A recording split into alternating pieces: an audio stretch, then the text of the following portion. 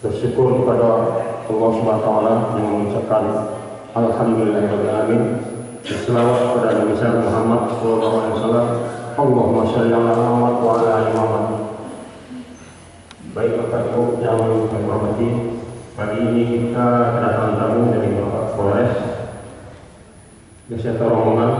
Mungkin kedatangan Bapak kita ini membawa angin segar bagi kita, terutama para punya kendaraan.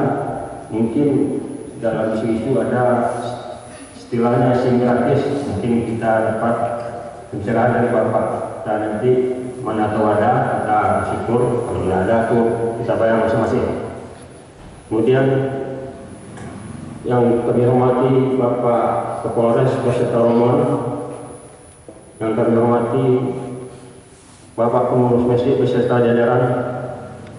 Untuk pagi hari ini kita akan melaksanakan bincang-bincang atau penyampaian dari Bapak Kapolres beserta rombongan. Untuk itu, untuk mempersingkat waktu, kami dari pengurus masjid kepada Bapak Kapolres kami persilakan dengan segala hormat. Demikian, Assalamualaikum warahmatullahi wabarakatuh.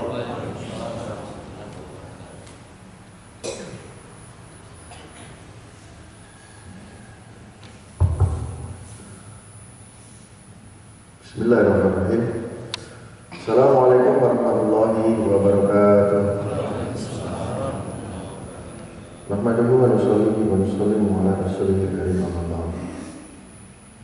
Bapak-bapak, ibu-ibu yang dimuliakan Allah Subhanahu wa taala, yang terhormat Bapak Ustadz, para asatidz, ulama, tokoh masyarakat, tokoh adat, pemilik mama, sesepuh, anggota Polres Tanah Datar yang saya cintai, saya banggakan, ibu-ibu yang kami muliakan. Alhamdulillah, bersyukur kepada Allah Subhanahu wa taala, pagi ini kita masih diberikan kesempatan oleh Allah Subhanahu wa taala untuk bisa melangkahkan kaki ke rumah Allah Subhanahu wa taala. Satu petak 15 kali 15. Tapi Allah Ta'ala sebutkan melalui Nabi SAW, barang siapa yang di sana satu petak itu didirikan rumah Allah, maka itulah tempat paling mulia di atas muka bumi Allah Subhanahu wa taala. Kalau di atas tempat yang mulia, maka datanglah orang yang duduk di atas tempat yang mulia, berarti orang-orang tersebut adalah orang-orang mulia. Mudah-mudahan kita dimuliakan Allah Subhanahu wa taala. Bapak Ibu yang dimuliakan Allah Subhanahu wa taala, bukan ceramah sebenarnya Pak, pada Ustaz. Saya ini mau curhat sama Bapak sama Ibu, mau berbagi fikir. Kemarin 2 hari yang lalu Bapak Ibu yang mulia, kami seluruh Kapolres di Polda Sumatera Barat diundang oleh Bapak Kapolda. Kemudian beliau menyampaikan konferensi pers. Di sana dikumpulkan 495 dan diantaranya 5 perempuan yang merupakan pengedar narkoba. Pengedar narkoba dengan berapa ratus kilo baik ganja, sabu-sabu dan lain sebagainya. Dan kemarin juga hari sebelumnya, hari Senin, saya secara pribadi, secara kedinasan membuka kepada publik, ada konferensi pers, ada 3 orang yang kami tahan yang baru dalam minggu kemarin. Kalau total seluruhnya itu tahanan narkoba di Polres Tanah Datar itu ada 17. Dan kemarin yang kami ungkap itu 3 orang. 2 orang diantaranya sudah pernah melakukan perbuatan serupa di tahun 2017. 2 orang itu dia membawa 11 kilo ganja. Saya tanya sama mereka, saya tanya juga sama anggota Sat Narkoba, kalau 11 kilo itu dipakai rame-rame gitu, nano-nano gitu kan, pakai rame-rame begitu, kira-kira habis untuk berapa orang? Anggota saya mengatakan untuk 1 kota Batu Sangkar cukup. 1 kota batu sangkar, Pak. Dan lebih ironisnya lagi loh, ya. Satu orang yang umur 50 tahun mengatakan dia bukan hanya mengkonsumsi dan menjual kepada orang-orang biasa, tetapi mereka menjual, memberikan barang itu kepada anak-anak kecil. Orang Minang bilang, saya punya anak dan kemenakan, kan gitu. Kalau anak kemenakan saya naik motor jatuh, sedangkan kita sedang ada di pasar, kira-kira pulang ke rumah nggak, Pak? Pulang nggak ya? Karena anak kemenakan kita, keluarga kita. Nah ini saya sendiri menyampaikan bahwa tanah datar sedang dalam tidak keadaan baik-baik saja, sedang sakit, tidak dalam keadaan baik-baik saja.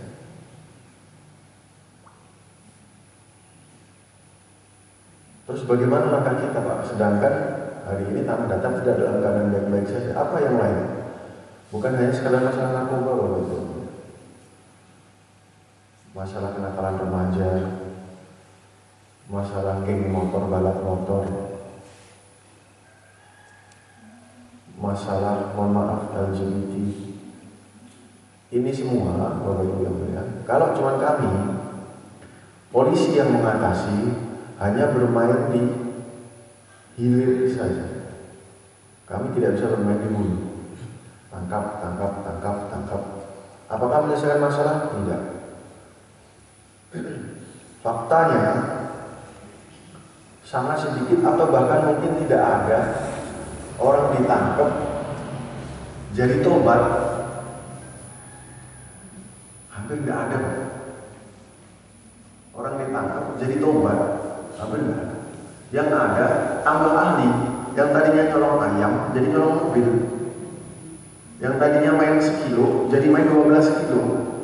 Terbukti kemarin 2 orang di antara yang kemarin minggu loh Pak, bukan bulan. Minggu kemarin ditangkap, 2 di antaranya residivis. Dan itu sangat merusak sekali Bapak Ibu yang mulia. Contoh, misalnya saya punya anak. Besok hari Ahad mau menikah. Pak. Saya tertangkap hari Kamis. Kira-kira anak saya hari Ahad besok mau jadi nikah enggak, Pak? Bapakmu di mana? Siapa walinya? Oh, bapakmu ternyata penjahat narkoba. Enggak jadi menikah ya. Istri saya pun malu pergi ke pasar. Anak saya yang paling kecil, dia malu pergi ke sekolah. Ya, anaknya penjahat. Terus siapa yang mau cari uang untuk makan mereka? Jadi narkoba dan kejahatan yang lain ketika sudah tertangkap itu menghancurkan seluruh kehidupan keluarga.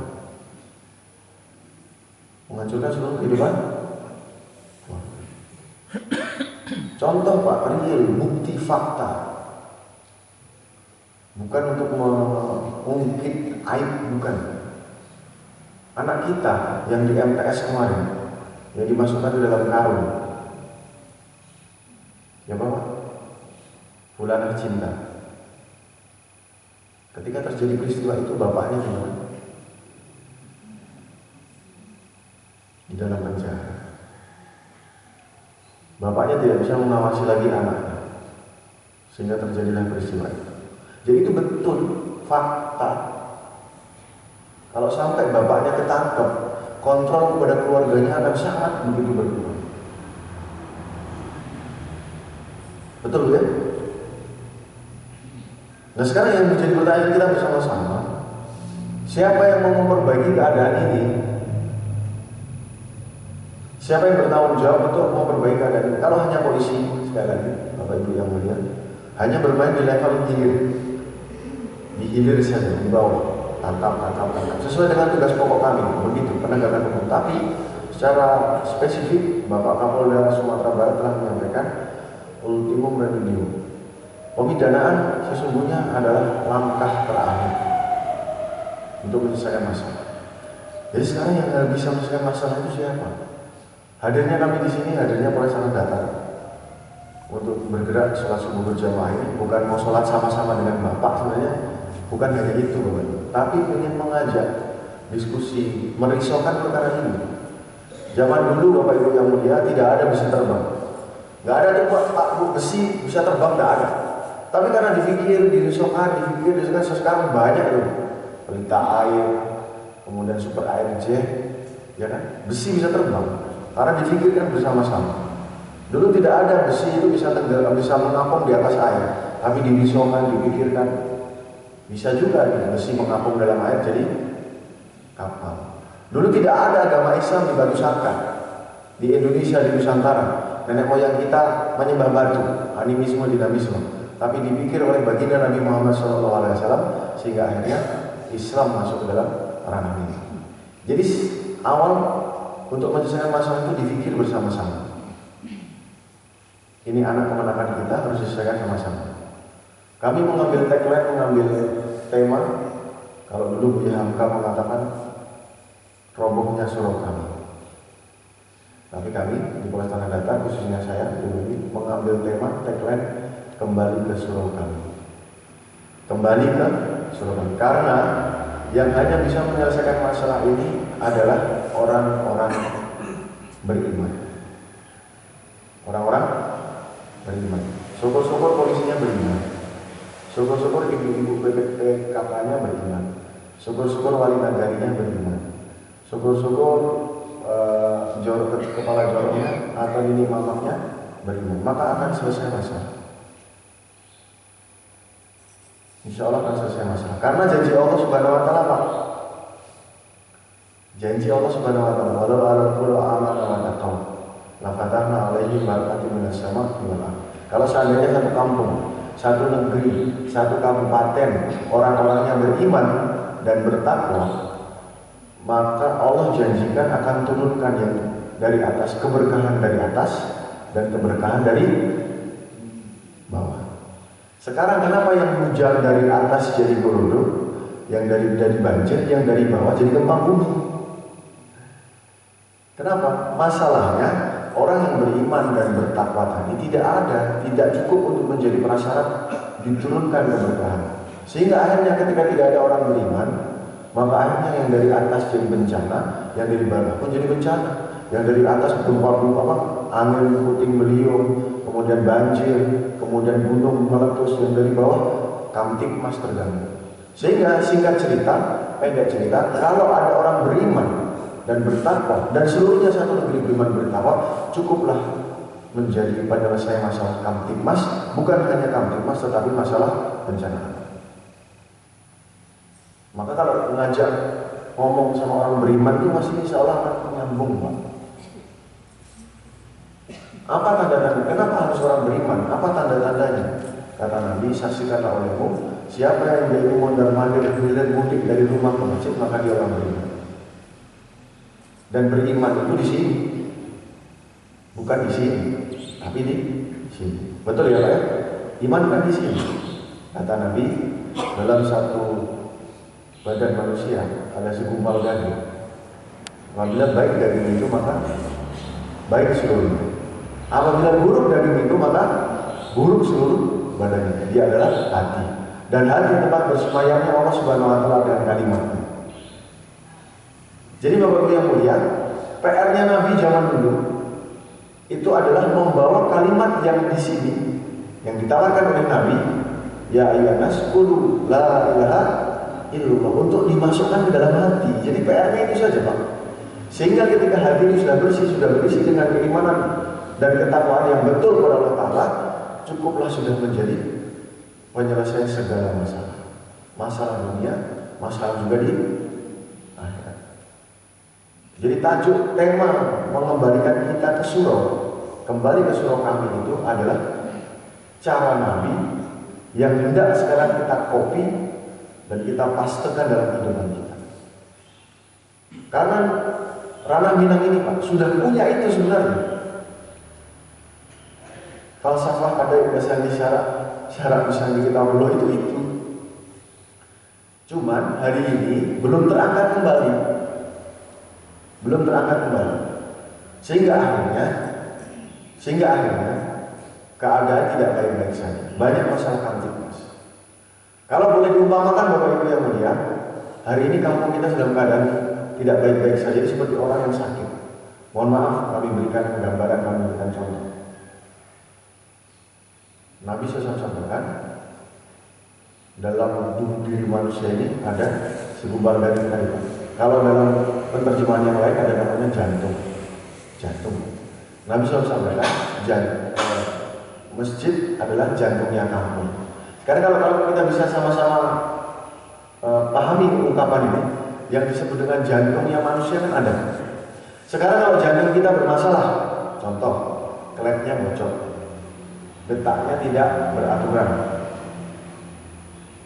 atau apapun itu, kira-kira jadi masalah nggak kira-kira? Masalah. Kemudian aliran jantungnya, yang disebut dengan peredaran darah, darahnya sedikit, tidak sesuai dengan isinya, tidak sesuai dengan volumenya. Kemudian yang kedua ada penyumbatan darah. Maka apa yang terjadi kepada tubuh orang tersebut? Sakit. Sakitnya apa yang menyebutnya? Stroke. Sakitnya stroke. Nah sekarang kalau kita tanya, mohon maaf hanya untuk gambaran, orang stroke itu bisa diajak jalan-jalan nggak? Bisa diajak berlari? Tidak. Bisa diajak makan yang aneh-aneh Pak? Sate padang, habis itu makan nasi padang, habis itu makan durian, habis itu makan, bisa? Tak bisa. Bahaya sekali. Kenapa? Karena stroke. Maka Bapak yang mulia, masjid adalah jantungnya kampung. Jantung itu. Apa darahnya? Darahnya kita semua. Bapak, Ibu, ini darahnya masjid. Peredaran darahnya apa? Jalan-jalan di antara masjid dengan rumah Bapak Ibu sekalian. Jadi kalau peredaran darah kecilnya jantung, paru-paru kembali lagi jantung. Kemudian peredaran darah besar jantung, seluruh tubuh, arteri, vena balik lagi pada jantung. Apa peredaran darahnya? Peredaran darahnya adalah dari rumah Bapak ke masjid, rumah lagi, masjid lagi, rumah mengajak orang untuk sholat ke masjid. Kembali lagi ke rumah dari rumah ke rumah sebelah untuk mengajak, mari Pak kita ke masjid, kembali ke masjid. Sehingga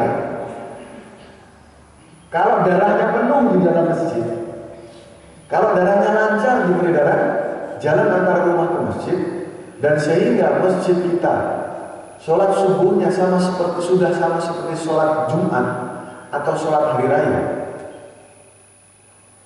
kira-kira masalah selesai tidak?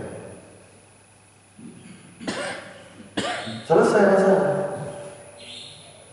Tapi karena masjidnya kosong, jalannya sedikit, jalannya tersendat, maka bisa dianalogikan kampung kita dalam keadaan stroke. Apa akibatnya kampung kita dalam keadaan stroke? Ternyata di kampung kita ada banyak narkoba. Dan tadi malam baru bicara sama mahasiswa-mahasiswa Pak, kemarin Pak saya baca di berita itu Bapak konferensi pers, ternyata yang ditangkap itu jorong sebelah rumah saya Pak, katanya. Dia nggak tahu kalau ada bandar di situ Pak. Ya itu maksudnya. Kalau kampung kita di stroke, ternyata di kampung kita ada bandar narkoba. Anak-anak bunuh orang tuanya. Orang tua nikah sama anak kandung sendiri. Kenakalan remaja. Anak-anak nggak mau ngaji lagi. Bahkan sampai bencana. Itu kenapa diawali dari masjid yang kosong, masjid yang dalam keadaan stroke. Siapa yang akan bisa menyelesaikan masalah ini? Orang beriman. Kenapa harus kembali ke masjid Bapak Ibu yang mulia? Karena masalah hati tadi. Masalah niat dan kesempatan untuk melakukan perbuatan jahat itu berawal dari hati. Berawal dari hati Pak, tidak bisa dari mana-mana. Tidak bisa dari mana-mana. Berawal dari hati. Nah perbaikan hati ini, bengkelnya hati ini ada di mana? Di masjid. Saya punya motor merek Mio, Yamaha Mio. Apakah saya bisa bawa ke bengkel mesin jahit? Tidak bisa Pak. Namanya motor dibawa ke bengkel mesin jahit. Apakah saya bisa bawa motor tadi ke bengkel Honda? Yang jelas-jelas bengkel motor tapi motor Honda, Ahas Honda, bisa Pak? Tidak bisa karena motor saya Yamaha. Apakah saya bisa bawa motor saya merek Yamaha Mio ke tempat Yamaha tetapi RX Kings motor laki? Tidak bisa karena motor saya Matic. Yamaha Mio Matic. Jadi harus tepat itu sasaran, harus tepat perbaikannya. Jadi kalau punya motor Mio berarti saya bawakan bengkel motor, motornya merek Yamaha, Yamahanya Yamaha yang Matic. Kan begitu Pak? Nah sekarang pertanyaan kita, kemana kalau diri kita ini sakit hatinya sehingga dia bisa melakukan perbuatan melawan kejahatan? Itu namanya sakit jiwa, sakit rohani, sakit hati. Tidak bisa lain, tidak bisa Pak dia dibawa ke pantai, tidak bisa dibawa ke puncak gunung, ke puncak apa namanya, puncak patung, tidak bisa. Healing bisa, tidak bisa. Karena produksi hati itu ada dalam masjid. Ini caranya siapa? Caranya Nabi. Maka sudah cocok sekali Pak falsafah kita ini Pak. Sudah cocok sekali. Ada yang bisa disyarat-syarat, bisa kita dulu. Sudah cocok sekali. Tinggal actionnya saja, harus kembali ke masjid. Supaya apa? Supaya Allah Ta'ala sendiri yang perbaiki di orang. Kita ini hanya mampu menggerakkan saja ke masjid Pak. Hanya mampu menggerakkan ke masjid. Supaya Allah perbaiki di orang. Kursi yang rusak tidak bisa diperbaiki oleh kursi yang baik. Betul Pak ya? Kursi yang baik tidak bisa memperbaiki kursi yang rusak. Yang bisa memperbaiki kursi rusak siapa? Tukang kursi tentunya. Orang rusak tidak bisa diperbaiki oleh orang-orang yang baik. Yang bisa memperbaiki orang-orang adalah yang punya orang, yang menciptakan orang. Di mana tempatnya? Allah. Allah tempatnya di mana? Rumahnya Allah, kan jelas Pak. Jadi PR pertama kali adalah bagaimana mengembalikan mereka ke masjid untuk sholat pertama pasti. Tapi nanti dalam rangka sholat itu Allah akan berikan hidayah kepada kita. Bapak pokoknya kalau masalah sholat itu nafsi-nafsi katanya.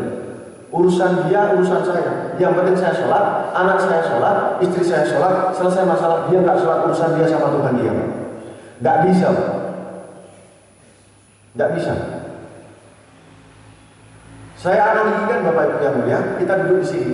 Kemudian ada dua orang datang ke kita, kemudian berdiri di sini. Pak, saya tidak mau merusak masjid.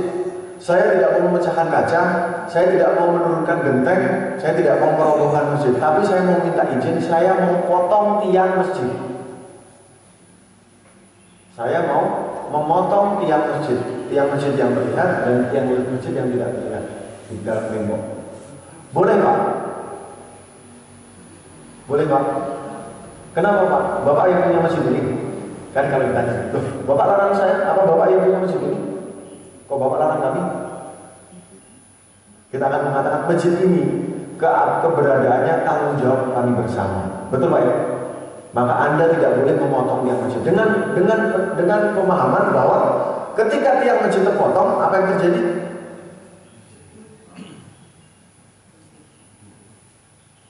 Masjidnya roboh. Bapak Ibu yang mulia, kata Nabi Pak, Nabi sampaikan, barang siapa dia sholat, dia menegakkan tiang agama. Barang siapa dia tidak sholat, maka dia merobohkan tiang agama. Di kampung kita ini Pak, di jorong-jorong sebelah ini, berapa orang yang belum bisa sholat Pak? Tidak bisa sholat, tidak sholat. Berarti sedang dalam proses untuk merobohkan. Dan kita yang ada di masjid diam saja dan mengatakan Pak itu urusan masing-masing Pak. Yang penting saya sholat, dia nggak sholat nggak apa-apa, itu bukan urusan saya. Oh nggak bisa.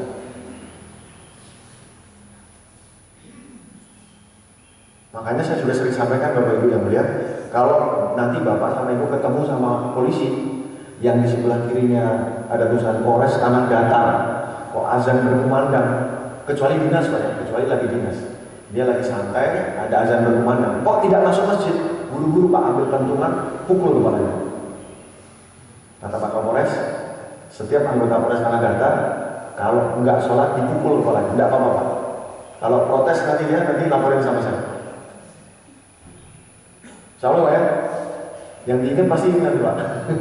Saya ingatnya kemarin Pak Kapolres di masjid saya ini, pokoknya kalau ada anggota Polres Tanah Datar yang enggak sholat sudah dipukul.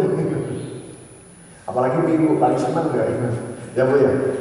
Karena apa Bapak Ibu ya? Solusi terbaik untuk menyelesaikan masalah Kamtibmas adalah kembali ke masjid. Kembali ke surau kami. Buat bagaimana masjid kita di setiap kelurahan, di setiap jorong, di setiap sudut-sudut kota ini, di setiap Seluruh daripada kampung-kampung nagari kita ini, seluruhnya ketika azan berkumandang, seluruhnya sholat, terutama sholat subuh Pak, dia seperti sholat hari Jumat. Dan hanya yang bisa melakukannya hanya orang beriman Pak. Hanya orang beriman. Makanya ini tugas kita bersama. Tugas kita bersama, tidak bisa Pak. Nanti dengan adanya masjid kita ramai, surau kita ramai, maka masalah Kamtipmas akan selesai. Insya Allah Pak ya. Nah bagaimana caranya? Nanti kita akan bermusyawarah. Kita akan berembuk Pak. Setelah ini kita akan berbincang-bincang. Kalau saya tanya sama Bapak sama Ibu, sebenarnya Bapak Ibu sudah tahu berapa orang yang harusnya masuk sini. Ukurannya itu Pak. Ukurannya itu seharusnya sholat kita ini sama seperti sholat Jumat. Kalau tidak sholat hari itu Pak patokannya. Kalau saya di Jakarta, saya mengatakan patokan paling efektif untuk membuat gambaran berapa jumlah jamaah kita ini ketika dilihat sholat hari raya Idul Adha. Kalau sholat hari Jumat itu masih ada musafir Pak. Betul Pak ya? Orang lalu lalang tidak bisa sempat dia pergi ke rumah, pulang ke rumah, maka sholatnya di sini. Itu pengecualian, berarti bukan orang kampung sini. Sholat hari raya kalau di Jakarta Pak, masih banyak orang pulang kampung. Oh sholat hari raya, itu bukan penduduk asli, banyak Pak. Oh dari Jakarta pulang kampung, makanya sholat Jumatnya ramai. Tapi kalau sholat Idul Adha, itu biasanya insya Allah itu penduduk-penduduk asli situ. Kalau sholat hari raya Idul Adha berapa Pak sini Pak? Sampai mana Pak softnya? Hah? Berarti itu Pak. Harusnya sholat subuhnya itu di sini.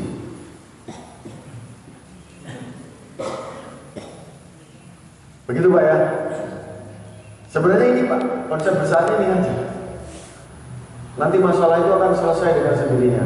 Anak-anak menjadi anak-anak yang soleh, soleha, istri menjadi istri yang soleha, suami yang menjadi taat dan dipercaya menjadi suami yang soleh.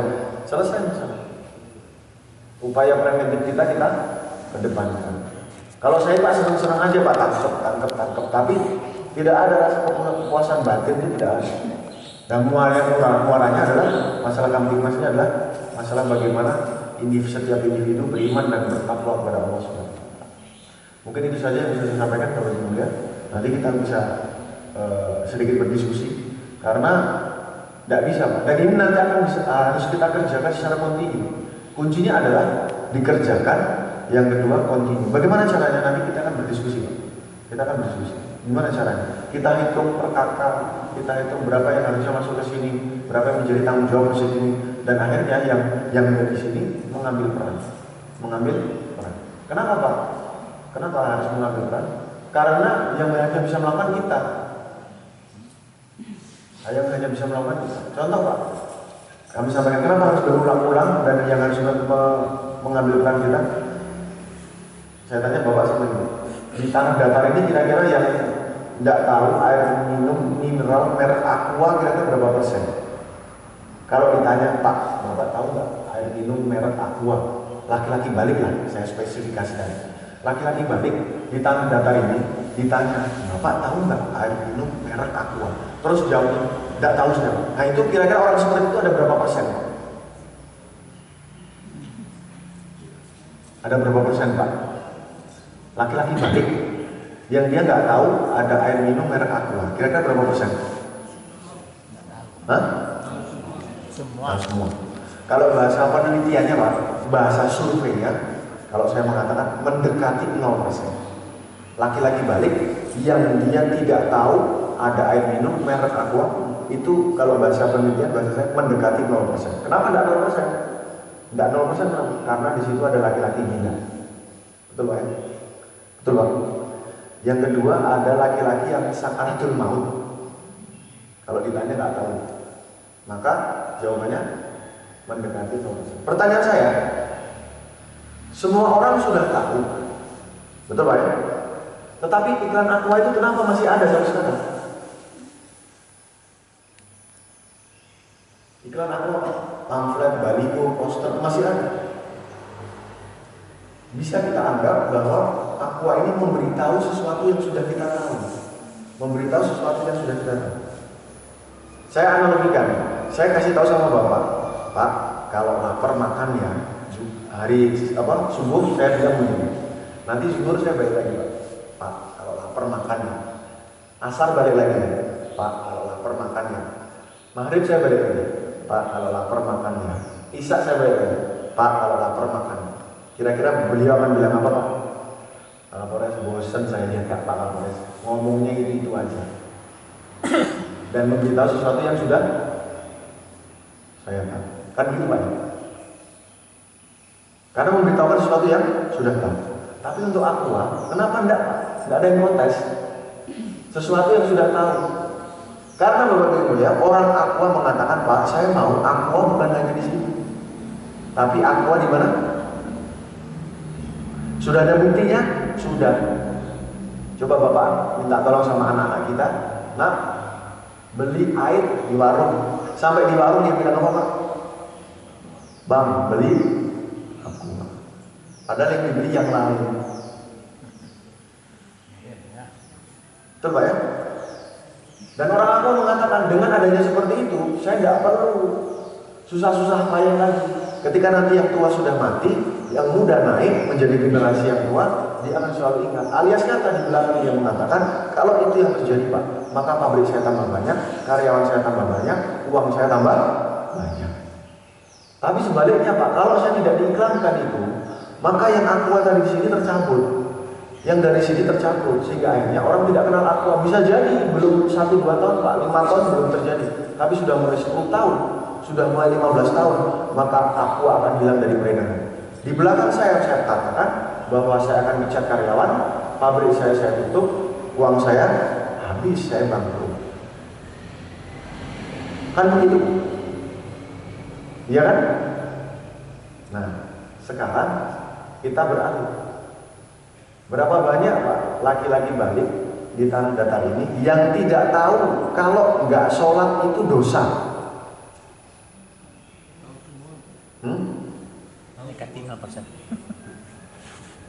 Pak, kalau nggak sholat itu pahala apa dosa? Saya belum tahu kalau nggak sholat itu dosa. Berapa orang? Sama Bapak yang mulia. Jawabannya mendekati 0%. Tapi kenapa dia nggak sholat? Kenapa nggak sholat Pak? Padahal tahu dia kalau nggak sholat itu bakal dosa. Apa Pak? Hah? Karena tidak diulang. Karena yang dari sini tadi tercabut, sholat itu tidak penting, udah nggak masuk dalam hati lagi. Di sini pun tercabut, sholat itu udah tidak penting. Alias kata Bapak Ibu yang mulia, karena iklannya terhenti. Bapak boleh sekarang lihat, di mana sekarang ada sabun batangan merek B29. Di mana barang itu Pak? Karena apa? Berawal dari tidak adanya iklan.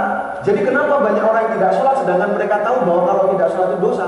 Karena yang tahu bahwa sholat, meninggalkan sholat perkara yang dosa, tidak memberitahu kepada mereka, tidak mengingatkan kembali. Sehingga yang dari sini tercabut, yang dari sini tercabut. Alias kata bahwa saya mereka. Jadi kita tidak bikin iklan, iklannya terhenti sekarang di tengah masyarakat. Kenapa ada kesan di syarat-syarat terjadi kita seperti sesuatu yang terlupakan? Karena tidak pernah dibicarakan, karena tidak pernah diiklankan oleh kita semua. Alias orang beriman hanya mengatakan yang penting saya, yang penting saya. Apakah ini sama dengan pikirannya Nabi Pak? Tidak. Bagaimana apa yang diucapkan Nabi ketika mau meninggal dunia? Ummati, ummati, ummati. Kan begitu Pak. Nah sekarang kita sebagai umatnya, kalau kita nggak pernah berpikir tentang umat, pikirannya sama dengan Nabi nggak Pak? Nggak sama. Pak, perkara baju, perkara ucapan nggak sama, jadi bahaya Pak. Contoh, Bapak orang Padang, punya klub bola namanya Semen Padang. Saya orang Jakarta, saya punya klub namanya Persija. Main dua-duanya tarung di Gelora Bung Karno di Jakarta. Bapak teriak apa? Hidup Semen Padang. Saya teriak apa Pak? Hidup Persija. Viking kan gitu, Viking bukan ini, Jackmania, begini Pak. Wah, sampai apal Pak. Sering ngepam. Kan begitu Pak ya? Saya pakai baju warna orange, Bapak pakai baju warna merah. Bayangkan Bapak Ibu yang mulia, kalau saya teriaknya hidup Jackmania, tapi baju saya merah, tulisannya Semen Padang. Apa yang terjadi Pak? Hah? Insya Allah saya pulang nggak selamat, dijek-jek Pak, diteriakin pengkhianat. Kamu teriaknya hidup Jackmania, hidup Jack apa Persija, tapi pakai baju Semen Padang. Atau sebaliknya, saya pakai baju oranye tapi teriaknya hidup Semen Padang. Pengkhianat katanya. pulang nggak selamat. Itu perkara baju, itu perkara ucapan yang berbeda. Apalagi kalau kita ini berbeda pikir dengan Nabi Muhammad SAW yang hari-hari mengira umati. Kira-kira ketemu sama Nabi, peluk nggak kita Nabi?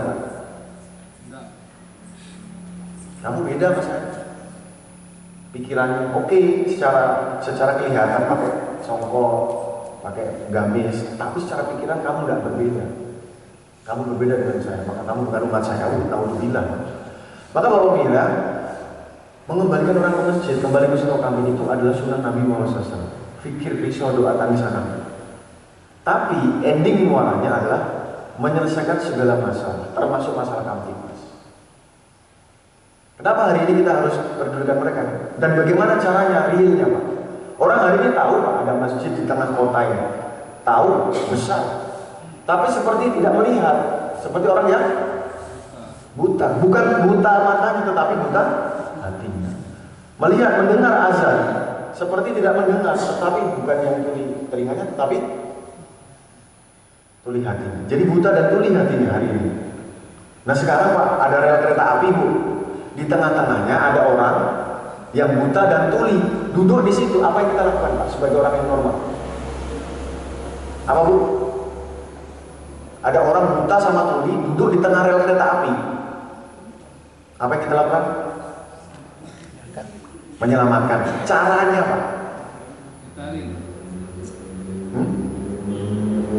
Ya Pak? Dikirimi WhatsApp? Bukan dikirimi WhatsApp ya? Dikirimi WhatsApp atau ditepok-tepok gitu Pak. Bang, mau ada kereta api. Sedangkan kita tahu dia buta dan tuli. Maka orang sekelilingnya akan mengatakan Bapak gila. Sudah tahu orang buta sama tuli dikirimi WhatsApp. Sudah tahu orang buta sama tuli ini tepok-tepokin, dipanggil-panggil. Wih Pak awas. Cara terbaik untuk menolong orang seperti ini adalah tidak usah banyak ngomong, datang ke sana, ambil tangannya, dielus-elus punggungnya, ditahan. Betul Pak? Ini baru benar. Tidak usah banyak ngomong. Karena untuk cara untuk menyelamatkan dia yang terbaik seperti itu. Nah sekarang hari ini bagaimana caranya supaya untuk membawa teman-teman kita tadi supaya masuk dalam masjid? Tidak usah banyak ngomong Pak. Gerakkan darahnya. Datang ke sana, pegang tangannya, Kang, Bang, sebentar lagi mau maghrib. Mari kita ke masjid. Insya Allah Pak ya. Jadi nanti kalau kita musyawarah kita tanya ada berapa kakak di sini Pak. Nanti langsung sebar tugas ini. Siapa ya? Wah Pak saya nggak siap Pak, saya dicaci sama dimaki Pak. Jangankan dicaci dimaki Pak, Nabi Muhammad dilemparin kotoran. Iya kan? Tapi nanti bisa kita bahas Pak. Nanti bisa kita bahas, kita akan berbicara bagaimana nanti peran Nabi Kamtipmas, nanti bagaimana peran Wali Nagari, nanti bagaimana peran Nenek Mama, nanti bisa kita musyawarahkan. Mungkin sementara itu saja dari saya. Kita nanti akan sedikit berbincang Pak ya dengan Bapak-bapak. Nanti kita akan sedikit bermusyawarah di sini. Kita akan sedikit lebih intens lagi. Dan sekali lagi Bapak yang mulia, Ibu yang mulia, ini bukan ceramah Pak, tapi sebagai untuk menggugah apa sih yang terjadi sekarang di ranah Minang ini. Saya saja Pak merasa bersyukur Pak masuk ranah Minang.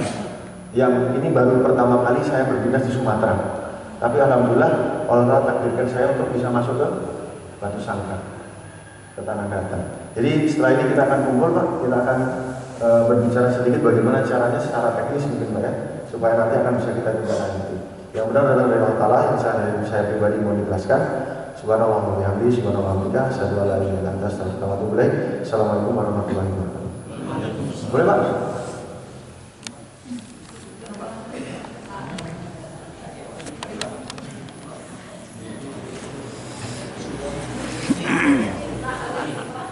Ibu ya ya. Mana ngarak itu?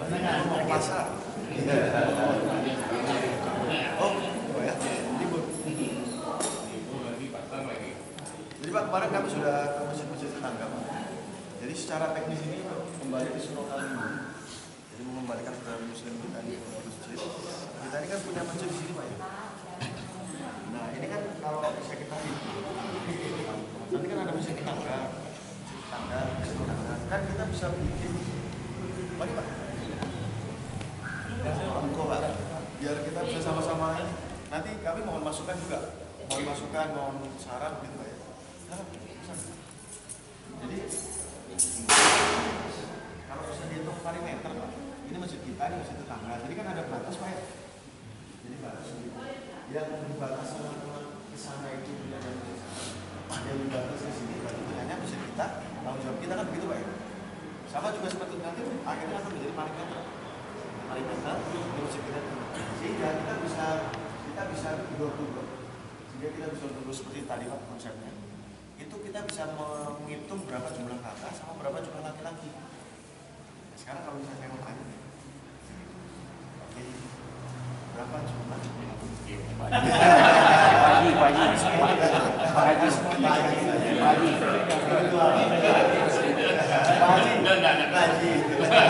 Pak Haji, harusnya laki-laki sekarang yang kalau azan berkumandang masuk ke masjid itu berapa orang? Kalau melihat melihat pembagian kurban, sebenarnya di dua hal itu Pak, di sekitar 500. 500. Iya. Coba aja Pak kalau 500 sudah sholat, penuh nggak nih Pak? Oh lebih. Nah ini kan berarti kita harus ada usaha kan? Kita ini sampai paling 600. Nah itu kan belum presisi nih Pak. Saya yakin. Jadi gini Pak, kalau orang sudah mengerjakan apalagi kerja agama seperti ini Pak, itu jawabannya nggak pakai kata sekitar. Kalau pakai kata sekitar itu kalau bahasa orang Jepang itu bocor halus. Sama seperti seorang laki-laki ditanya jumlah anaknya berapa, Bapak tanya berapa Pak? Nggak pakai sekitar kan? Bapak anaknya berapa? Kira-kira. 3, nggak pakai sekitar. Kalau ada Pak, Bapak mengatakan, Bapak anaknya berapa? Anak saya sekitar. Bocor halus nih Bapak. Betul kan Pak? Jadi kalau kita nih bekerja, sudah mengerjakan semua itu, atau apalagi ini perintah Nabi Pak. Dia kan mengatakan Pak, jumlah laki-laki balik yang harusnya masuk ke masjid kita, alhamdulillah Pak, sebenarnya yang harusnya masuk masjid kita ini adalah 1670. Itu baru bekerja. Dia sudah punya data. Dia sudah punya data untuk dia kerjakan. Karena apa Pak? Kalau dia sudah punya data, dia akan bisa berpikir cara bertindak yang paling tepat itu apa. Analogikanya Pak, saya bertugas ke daerah konflik. Kemudian saya diserang sama KKP. Saya punya pistol, tapi saya nggak tahu peluru saya berapa.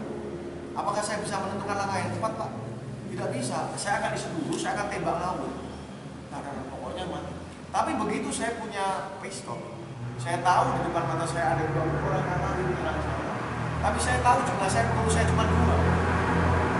Saya akan bisa berpikir menentukan cara bertindak. Cara bertindak saya apa? Saya masukkan itu peluru ke dalam senjata, ke dalam magazin, masukkan. Saya akan bisa berpikir yang saya tembak karena saya cuma punya 2 peluru adalah jenderal. Nah sekarang Pak, kita mau mengangkat, ada yang bahasa di sana, syarat bisa kita belum. Kita sudah tahu medianya adalah masjid, kita sudah tahu ada warga di sini, tapi kita nggak tahu jumlah pelurunya berapa. Dijawab pakai kata sekitar tadi. Berarti kan nggak presisi kita Pak, nggak bekerja sesuai dengan target. Dan kita punya timeline, kita punya target. Pak, mau berapa tahun Pak kita akan membuat yang kata-kata sekitar 500 tadi mau masuk ke semuanya. Jadi akhirnya kita akan mengatakan Pak, 1762 tadi saya akan bagi di dalam timeline. Saya akan punya target 6 bulan. 6 bulan saya punya pekerja Pak. 1, 2, 3, 20. Jadi besok pagi 20 orang akan membawa 40 orang, nanti berikutnya akan membawa 80 orang. 80 orang nanti akan membawa 160 orang dengan angka-angka pengecualian penolakan. Kan begitu Pak. Tapi kita musyawarahkan. Kita musyawarahkan hari-hari di masjid Pak. Sehingga nanti sudah ada data, sehingga akhirnya bagi tugas. Bapak besok kemana? Saya besok ke Pak Ahmad Pak. Saya besok ke Pak Ahmad. Saya akan ajak dia minimal sholat subuh berjamaah. Karena kata Nabi yang paling berat itu sholat subuh dengan sholat isya. Karena siapa yang dia tahu pahalanya, maka dia akan pergi ke masjid dengan jalan langkah. Mana loh Pak? Kalau dia imannya sudah terbentuk Pak, selesai masalah. Jadi akhirnya bagi tugas kita. Begitu bagi tugas ada angka anomali. Anomali itu apa? Ketidakberhasilan. Tetapi kuncinya adalah kita kerjakan yang tadi Pak. Kita kerjakan, kita ulang-ulang. Kerjakan, ulang-ulang. Nanti akan berhasil. Meskipun kadangnya berhasilnya itu ada 2, berhasil dan gagal itu sendiri. Tapi yakin bahwa gagal adalah awal dari angka penolakannya di mana Pak? Sunatullah Pak. Karena ada 4 Abu Bakar, Abu Sufyan, Abu Thalib, Abu Jahal. Angka penolakannya di 2 ini. Kalau yang 2 ini berhasil Pak, yang 1 langsung berangkat ke masjid, yang 1 masbuk, gitu kan. Karena Abu Sufyan itu masuk Islam belakangan Pak. Ayo Pak ke masjid, sebentar panggung nih, duluan. Tapi begitu salam kita ada di belakang dia masbuk berdiri. Karena bahasa depan. Abu Sufyan itu. Tapi angka penolakannya di mana? Di sini Pak. Abu Thalib senang sama kita. Mantap nih program masjid. Mantap kalian keliling-keliling. Ngajak-ngajak ke masjid, mantap. Tapi jangan saya yang diajak, saya nggak mau. Ini Abu Thalib. Apalagi Abu Jahal, Abu Lahab. Jadi angka penolakan di sini. Tapi kalau itu dikerjakan Pak, insya Allah akan berhasil. Karena apa? Kita pahami sama-sama. Mohon maaf Bapak Ibu. Zaman jahiliyah itu bukan zaman kebodohan. Kalau saya tidak setuju. Zaman jahiliyah itu bukan zaman kebodohan. Yang namanya jahil ini bukan jahat Pak. Tahu tapi sengaja. Ada tembok putih bersih sedang dicat sama warga. Namanya jahil Pak. Kalau pilok, enak aja gitu. Kalau ditanya nih orang kita tangkap, kamu tahu nggak kalau ini tembok bersih? Tahu Pak. Kira-kira menurut pendapat kamu, boleh nggak dicoret-coret? Dia bilang apa? Tahu dia, tapi sengaja. Ada anak Pak, anak kecil, nggak suka dibegini-begini kan? Jahil Pak, gini-gini. Akhirnya dipukul dia, dikelahi, bapak ibunya ikut ribut. Tahu nggak Pak Lendek? Kamu tahu nggak ini anak nggak suka diganggu? Tahu. Kenapa kamu ganggu sehingga jadi pukul? Karena dia, jadi jahil itu tahu tapi sengaja. Seperti tadi Pak, kira-kira orang yang tadi, tanah datar yang tadi, kira-kira tahu nggak kalau nggak sholat itu dosa? Tahu, tapi dalam keadaan jahil. Jadi akhirnya, singkat cerita Pak, bagaimana caranya Nabi mengangkat kejadian kepada yang terang benderang? Caranya kita pakai door to door system adalah cara Nabi. Hanya Bapak bisa bagi tugas akhirnya. Yang bisa masuk peringatan kita ini berapa orang dibagi tugas.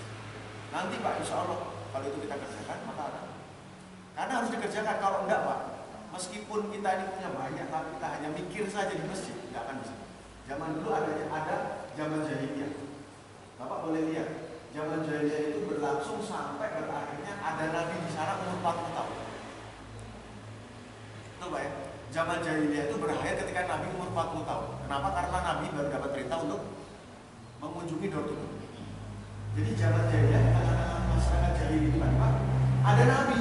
Mohon maaf, bukan ustadz, bukan kiai, bukan hanya sekedar buya. Tapi ada nabi, tapi nabi belum bergerak.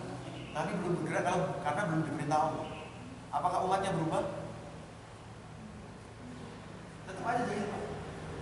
Sedangkan Nabi waktu itu hanya bisa menangis di Gua Hiro. Nangis sudah umat dari tidak gerakan, dari jauh. Kalau Bapak pernah umrah atau naik haji, Gua Hiro dengan Mekah itu kan lumayan Pak. Tapi Nabi melihat dari situ dengan menangis. Sedangkan istrinya datang membawakan rantau. Sehingga akhirnya turun ayat sehingga ayat lagi turun, ya ayyuhal mudassir qum fa'anzir. Hai orang berselimut, berdiri kamu, bangun, rabbaka fa'anzir. Berilah peringatan, agungkanlah asma Allah. Maksudnya apa? Disuruh berdakwah, disuruh door to door, sehingga beliau datangi Abu Bakar, sehingga beliau datangi Abu Jahal, Tadinya Pak, umat tidak berubah. Sebaliknya Pak, Nabi Muhammad dipuji-puji. Siddiq, amanah, tabligh, fatwa, itu sebelum Nabi dakwah.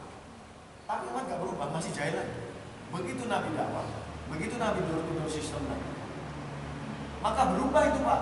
Siddiq, amanah, tabligh, fatwa, alamnya rontok. Disebut apa Pak? Gila, majnun, dusta agama, pemecah umat, pemisah antara bapak dan anak, pengkhianat. Tetapi di balik itu keberhasilannya apa Pak? Abu Bakar masuk Islam. Sehingga akhirnya Sayyidina Umar masuk Islam. Sayyidina Utsman masuk Islam yang pertama. Nah kuncinya berarti bukan hanya sekedar ada MUI, bukan hanya sekedar bapak-bapak yang sholat ke masjid, tetapi harus ada upaya door to door tadi. Maka nanti akhirnya akan ada hasil. Nanti kalau kita kesini lagi, saya tanya sama Pak Haji, berapa jumlah laki-laki balik? Oh, alhamdulillah, nggak pakai sekitar. Ya Pak ya. Nah, itu harus nanti itu harus kita bicarakan sama-sama Pak. Yang hanya bisa melakukan kerja ini, bukan kita kasih tanggung jawab kepada mereka. Kita kasih tanggung jawab hanya sekedar DKM Pak, nggak bisa. Kita bagi tugas semuanya yang memiliki rasa perasaan seperti Nabi, umati gitu. Nanti kita harus ambil bagian. Orang masjid nih, masjid kita meroboh nih, kita bangun sama-sama, kita jaga sama-sama. Ya hanya kita mulai bagi tugas. Oke, kita pendataan dulu deh. Yang harusnya masuk sini berapa? Yang tadi, oh gambaran saya berarti 500 tuh. Nah itu gambaran kasar Pak. Tapi harus dipresisikan kan gitu, harus tindak lanjutnya dengan angka yang betul-betul matang. Oh ternyata setelah dihitung semuanya itu, ternyata tidak jauh lebih berbeda. 512 kan? Wah betul-betul. Nah 512 itu sekarang akhirnya kita bisa datangi door to door tadi. pemerintah sudah kami bawa pelan-pelan, nggak usah bicara masalah mazhab, nggak usah bicara masalah politik, kamu dukung siapa, saya dukung siapa, tidak usah. Mari kita kembali ke surau, kira-kira apa? Selesai dari masalah. Sehingga akhirnya apa endingnya? Kalau udah sini semua Pak, seluruh masjid di tanah datar semuanya laki-laki baliknya sholat subuh berjamaah, yang akan mengakibatkan 5 sholat semuanya berjamaah semua. Tugas polisi jadi apa Pak? Tugas polisi jadi 2 Pak. Menerima laporan ular masuk ke dalam kamar. Yang kedua menerima laporan kucing saya hilang Pak. Tidak ada lagi orang caci maki, tidak ada lagi orang bunuh, tidak ada lagi orang motor atau balap liar, tidak ada lagi narkoba. Masalahnya dari mana? Berawal dari kerja orang-orang beriman. Saya kira itu Pak konsep besar ya. Dan ini ada caranya Nabi. Kita angkat kembali falsafah kita ini, falsafah Ranamina. Yang kalau saya Pak ini keajaiban ke-12 ini. Ada negara, ada kampung, ada kabupaten, ada provinsi yang punya falsafah keajaiban ini. Gorontalo saja Pak, saya pernah ke Gorontalo yang disebut dengan Serabi Madinah. Dia tidak punya falsafah. Ini keajaiban yang tidak ada. Dan bisa jadi sumber daripada orang Islam awal